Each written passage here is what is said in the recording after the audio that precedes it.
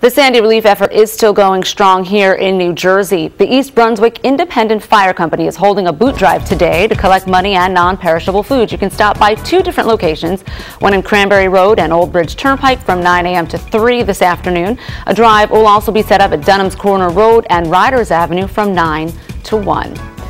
The Meadowlands Basket Brigade is combining two initiatives into one this weekend. Volunteers are assembling baskets with Thanksgiving meals today. They will then deliver them to 100 families affected by Superstorm Sandy.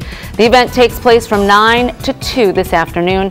It's going on at the Overhead Door Company of the Meadowlands in Lodi. For Sandy victims in need of clothing, food, or supplies, the Pleasant Plains Volunteer Fire Department is handing out diapers, pet food, blankets, toiletries, and non-perishable food items. The firehouse is located at 40 Clayton Avenue in Toms River. Head over there, or you can call 732-349-0808 for more information. And if you know of any Sandy relief efforts going on in the Garden State this weekend, post them on our Facebook page, and we may mention them in our show.